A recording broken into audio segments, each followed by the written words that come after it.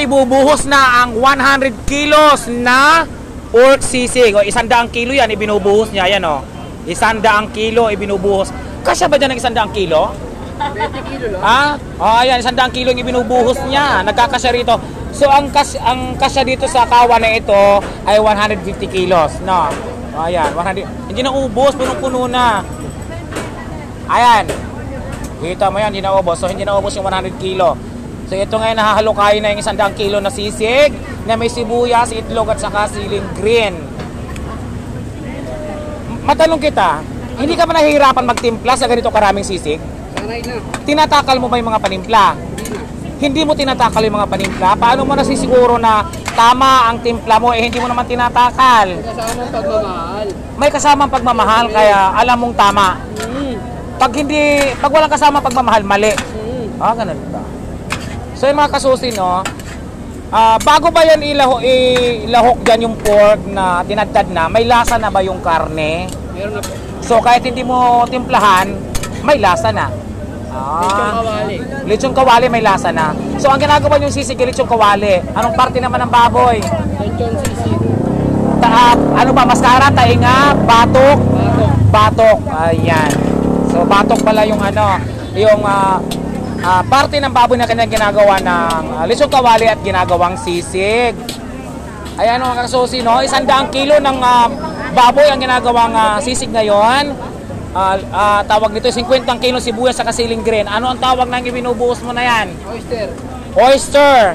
Hindi mo rin tinatakal kung ilang galon ng oyster ang ibinubuhos mo. Sunod. Ano naman yan? Ano yan? Toyo. Toyo. Hindi mo rin tinatakal kung ilang galon o banga ng tuyo. Basta ibubuhos mo lang.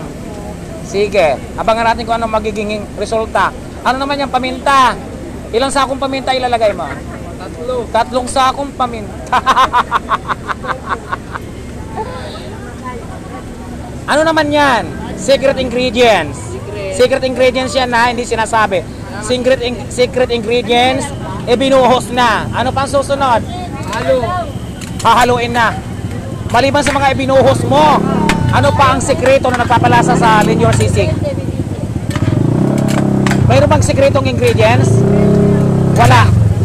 Mayroon na hindi pwede sabihin. So may sekretong ingredients na hindi pwede sabihin. Ayan. Ayan. Lenyor Sisig ang pinakasikat at trending sa lahat ng social media platform. Ang sisig na ito. Ayan, mabango nga naman talaga. Mabango. Sarap. Bango. So, ayan. So, maliban sa sisig na ito na pinagkakaguluhan at pinipilahan lagi, katabi naman nito ang chopan na may lahok naman ng adubong kangkong. Mayroon silang Hungarian. At dito masamad ng kanan naman ay ang kastanyas. Ayan, kastanyas. Ayan. Sa dulo naman, barbecue. Ano ba ito? Ba't hindi ko pa ito natitikma? Ayan, no? So ayan mga kasosi, talagang puwersahan pa pag naghalo dapat. Sakto lang. Sakto lang ang puwersa. Kasi pag mahina ka dyan, hindi pwede kasi mainit, saka mabigat. Yes. Ayan. Sa ganito karaming sisig, ilang minuto lang. Mga 3 minuto, 5 minutes to 10 minutes, ubos na. Kasi pinipilahan. Daming tao, ayan o. Kala nyo walang tao, daming tao. Ayan. So ayan. Kaluluto lang, mayroon na agad umorder. May umorder agad.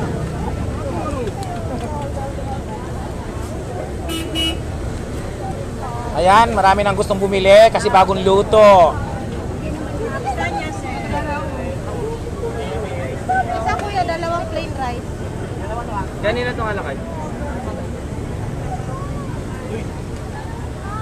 Pag walang kanin, magkano nga bang halaga? 150 po.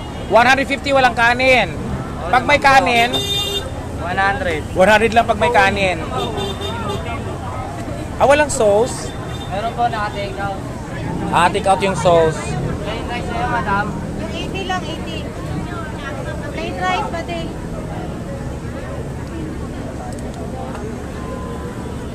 Mas maganda ko isang rice. Ayan, may kanin. Yan ang halaga ng 100 pesos. Isang tabo ng sisig. Isang tabo ng kanin, 100 pesos.